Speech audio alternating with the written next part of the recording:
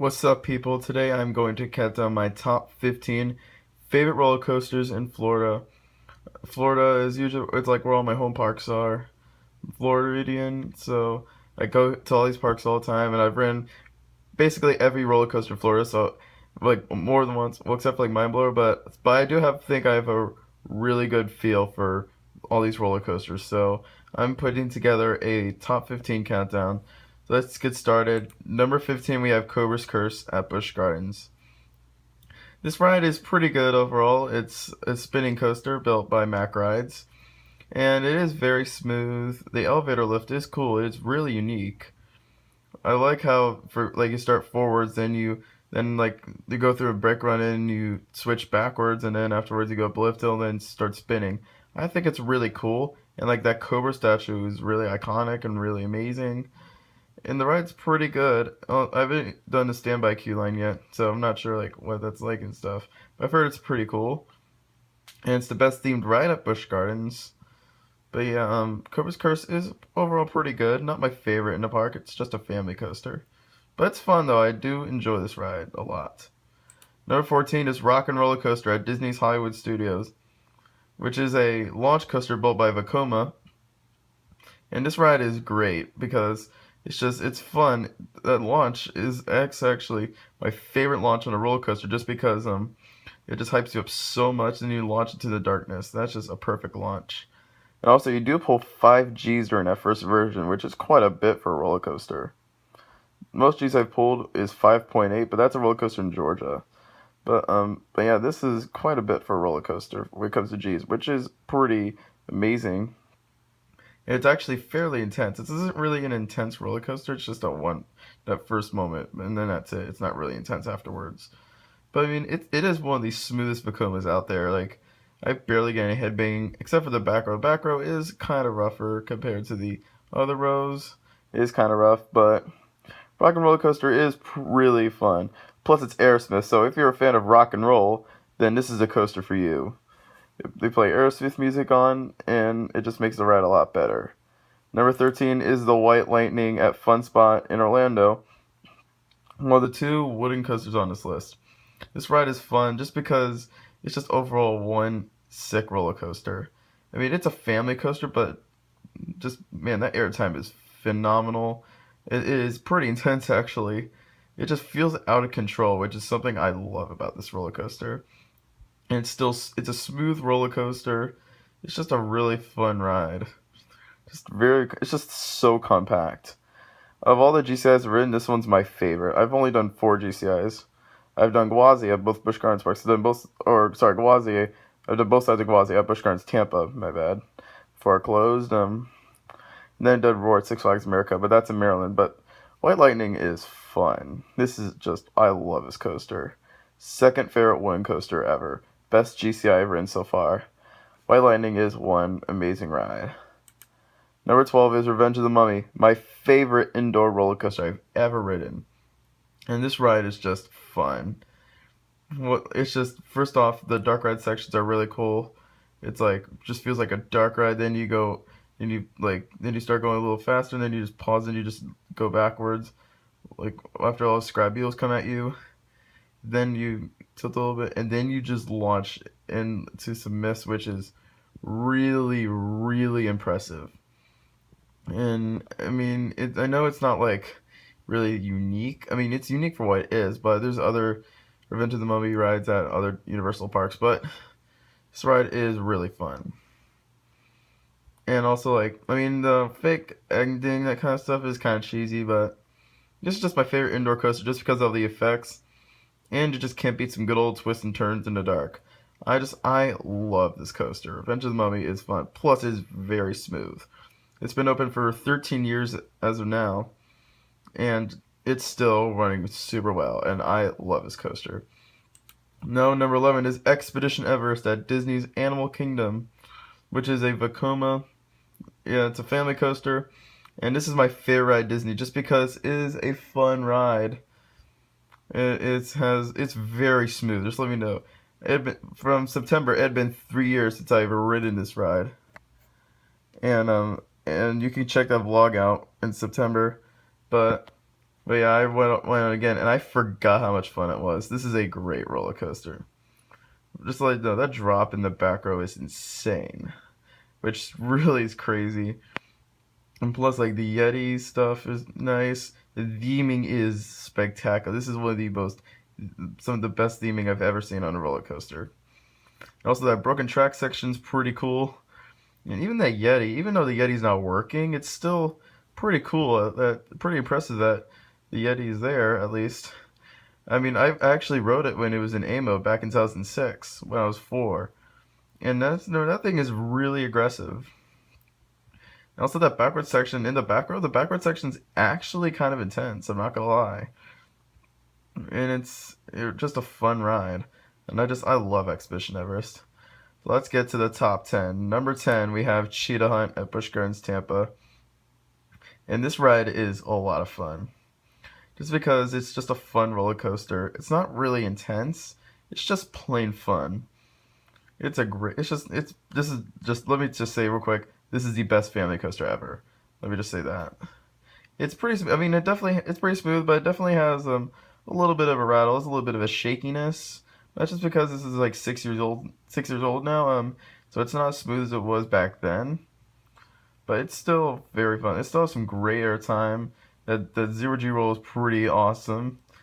It's pretty neat, and the 3 launches are just amazing. And like that weird like top hat helmet's really amazing. Cheetah Hunt is just it's a good roller coaster. It's just a great ride. Not very tense. It's again it's a family coaster, but I definitely understand why many people consider their top coasters. I mean, it's not my top 20 or anything, but it is a great ride, and I recommend it if you hit up Busch Gardens. Number 9 might be an unpopular opinion to some people, might not be. This is Hollywood Rip Ride Rocket at Universal Studios, which I gotta say, this is a great roller coaster. I do love this ride. However, I am a little underwhelmed by it now, just these days, just because it's just very rough for a roller coaster. I mean, it's tolerable, but oh boy, it's just gotten so much rougher over the years. I rode this coaster for the first time back in 2010, and I don't really remember much from it just because I was a lot younger then. But I remember even like a lot of people reported that this ride is always rough, and I can agree. This ride is just really shaky. I mean, if you're sitting in the third row, it is definitely a painful experience. I do not recommend riding in the third row. If you do, good luck and hope you survive a nice headache. But I mean, all the other spots are pretty fun. I do love a lot of the elements on this ride, like that vertical lift hill. That vertical lift hill is crazy. It's insane.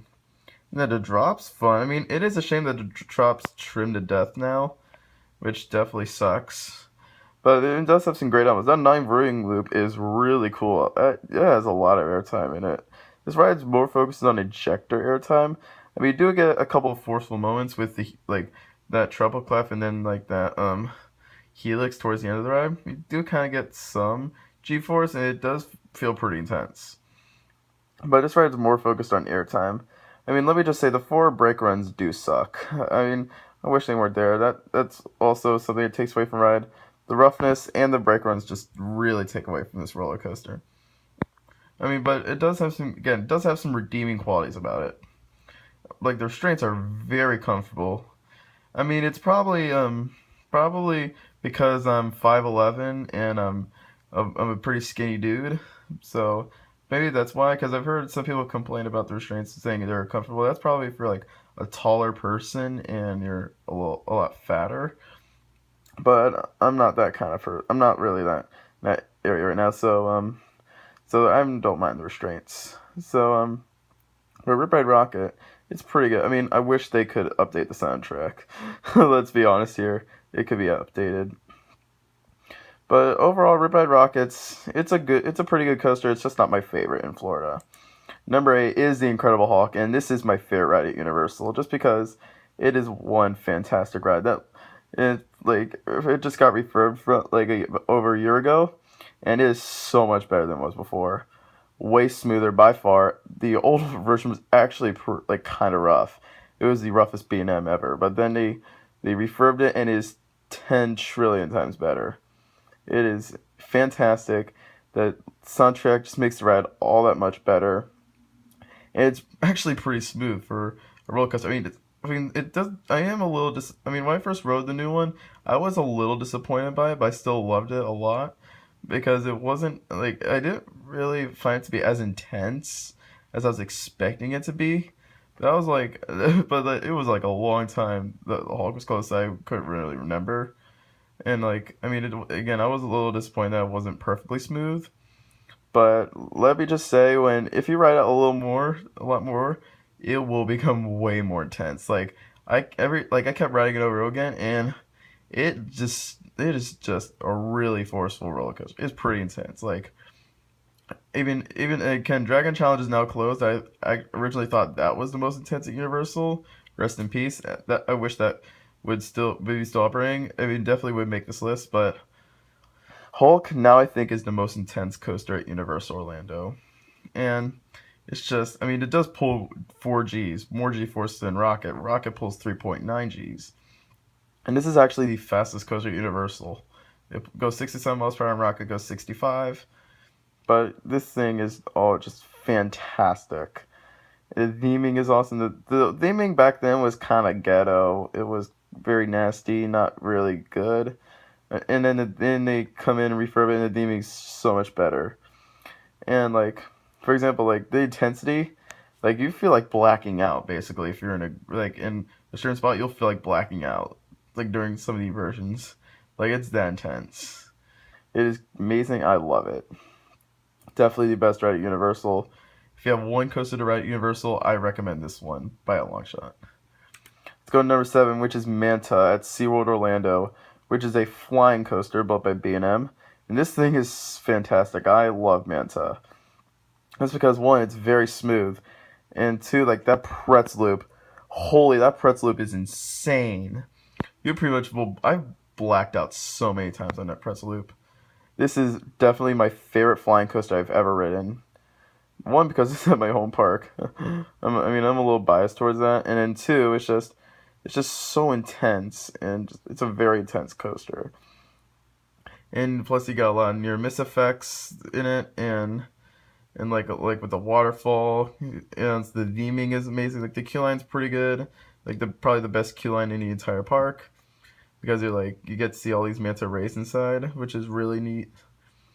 And just the ride is a lot of fun. It's just the back and front row do have their different experiences. Front row, actually get a really good view, but the ride is overall not as intense. The back row isn't as good of a view, but it is so intense in the back. And that's why I love and I always try to ride back row just because it's so intense in the back. And also like that splashdown is pretty legit. And just Manta is overall one fantastic roller coaster, and I love it. Number 6, we have SheiKra at Busch Gardens, which is barely making the top 5. I love SheiKra just because it is just so much fun. I mean, it isn't exactly a really intense roller coaster. We'll say that. But like this isn't a park where there's with two of the most intense B&Ms I know. But SheiKra, the thing that I love about SheiKra so much is that drop. That drop is so cool. You just hang there for 5 seconds, and then you just plunge straight down. It is incredible. I love it. I mean, I will say Griffin's drop is just slightly better just because Griffin's a little taller, but I do like this way more than Griffin. Just because of that tunnel dive. That tunnel dive is amazing. Also, splashdown is cool. I mean, it's not as smooth as Griffin, but I think it's better than Griffin. I love SheiKra. Back row is my way to go, SheiKra, because you get a lot of airtime in the back. And SheiKra is just one fantastic ride. Now we're getting to the top 5. This is where we get to the really good ones.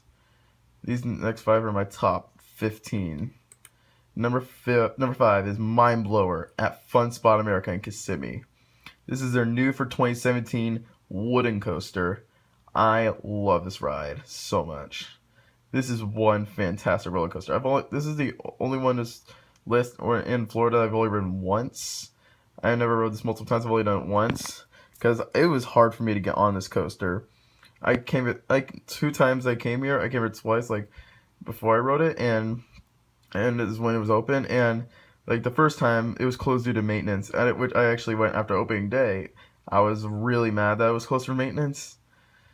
So I was a little let down when I couldn't ride it, and then I went back, and then it closed due to technical difficulties and started raining, which made things even worse.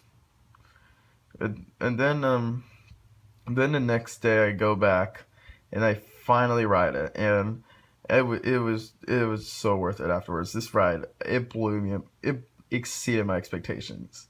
Like the airtime is amazing. Those bank curves are amazing. That inversion is cool. That drop is steep. So much airtime here and there. It is compact. It is so much fun. This is my favorite wooden coaster I've ever ridden, and I really need to go back. I really want to go back to Fun Spot Kissimmee just so I could ride this. Best ride there by far. And yeah, and that's why I love Mindblower so much. And I don't get Taylor Bybee's thing. Taylor Bybee said this ride was pretty rough for the most part, or it was kind of rough, but honestly, I thought this was smoother than White Lightning. And I just thought it was way better than White Lightning. He said White Lightning was better. I think this ride is much better. It's his opinion's kind of unpopular, or my opinion's unpopular. I don't know. Comment down what you think's better, White Lightning or Mindblower. Hit me up in the comments. So that's that. So let's go to number 4. And these next 4 are all my top 10. These next 4 are just fabulous. And number 4, we have Mantua at Busch Gardens, which is a B&M inverted roller coaster. Which this thing is fantastic. It is one insanely fun roller coaster. Just the inversions are so amazing. It's actually, and this is over 20 years old and is very smooth for a roller coaster. I'm surprised that this ride is managed to be very smooth. The inversions, it is a very, very, very incredibly, insanely forceful roller coaster. Probably over exaggerated there, but it is such a forceful and intense ride.